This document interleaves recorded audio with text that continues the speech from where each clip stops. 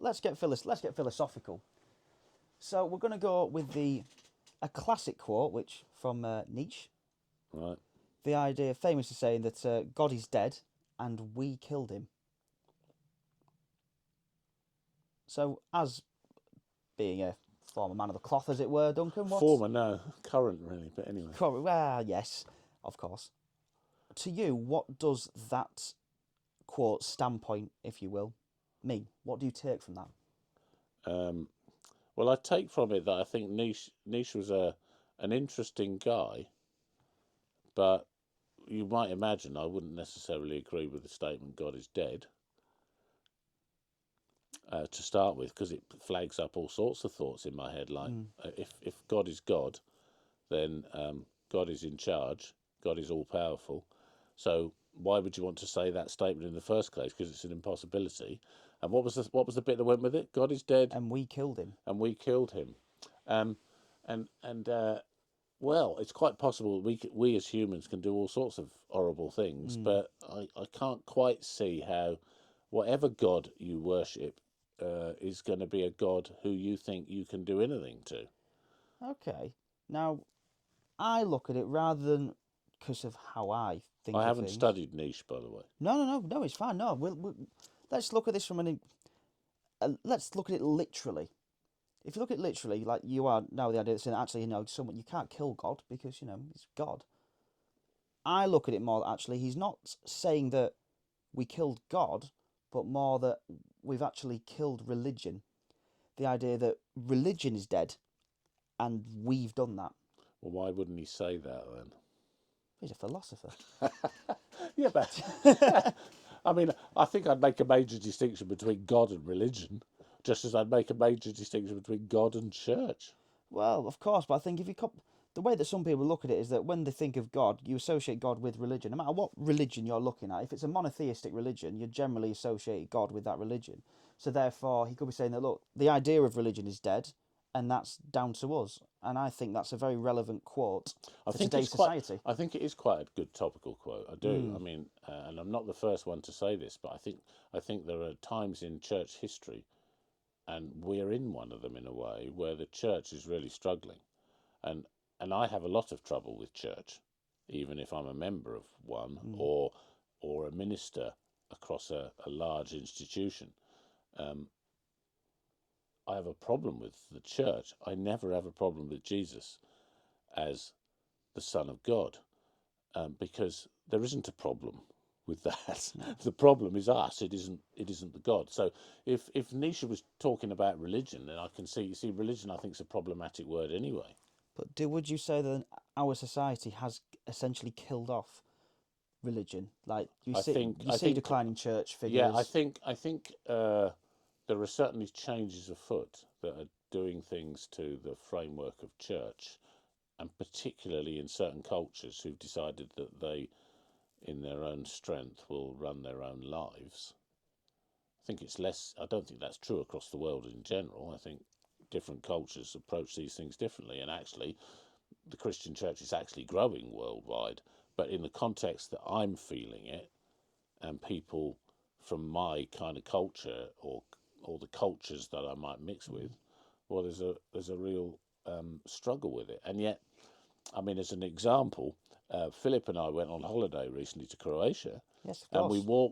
we walked along the seashore halfway through the holiday. I've told this story to one or two already, and it was a lovely day, and we were just having a look round, and there was a church off to the left of the path, and Phil said, "Should we go in? Should we go and have a look?"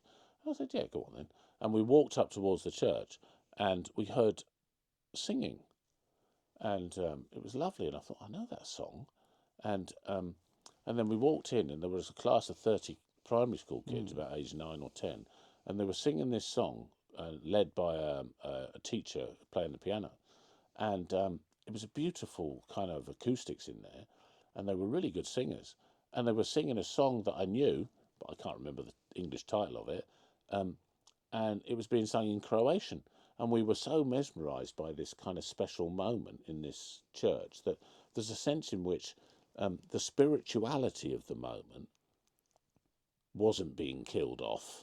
The spirituality of the moment was amazing, but that still doesn't negate the fact that some churches in some places are being kind of almost squeezed out by the culture in some way. So, yeah, I'm not getting, if that's what Nietzsche meant, if you meant religion is dead and we've killed it, well, there are times when I think over church history that's happened time and again.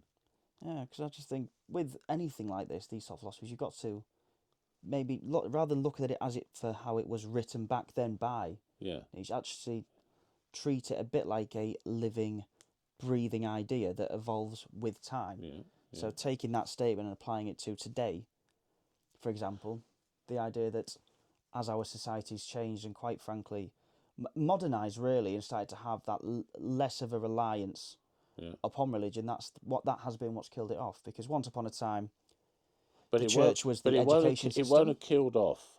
Um, it won't have killed it off in its entirety worldwide. I don't. I mean, I cannot ever see a situation, and my faith would endorse it in a way, particularly through experience and through or experiences and through the Word of God. The Bible context would say that the kind of institutional. Well, no, that's not the right word. There's a passage in Isaiah which says that it's on there's always an increase in his government over time, and I don't think that you can kill off. I mean, it could be that in specific areas you do the kind of religion, but then religions are a problem. Religions have fought one another over, the monotheistic religions have just fought one another. They're a nightmare at times but they're a nightmare because humans are, from what we agreed in one of our previous talks, we're born not good. So therefore, by their very nature, we're going to do things that are not good. But I think I'm trying to say we can expect those ins and outs of behaviour. What if But we the grace that comes from God is different to that and feeds into that to kind of turn us around. what if we look at it from a different angle? What if we maybe say that it meant that we've killed the ideas and principle of religion? So let's Ooh, don't know about that one. if we look at society and everything as a whole compared to 100 odd years ago, let's let's have a look at the Ten Commandments, for example. I was wondering if we should bring them up. It'd be good to How bring them up. how much do you think, as we abide by them, how much have we killed off those principles? I don't think we have. So let's I think we've.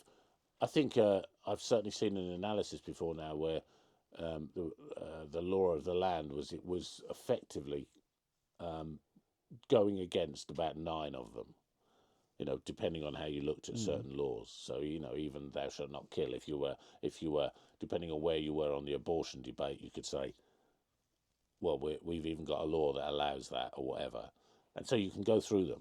Adultery, how's that viewed now, and so on. But I think you've got to bear in mind that the laws there, whether it's the commandments or law in the biblical sense, was only brought in. I mean, Abraham was before the law, and whatever his character was and his ability to obey God came from a remit that was pre the laws. The laws only highlight the sin.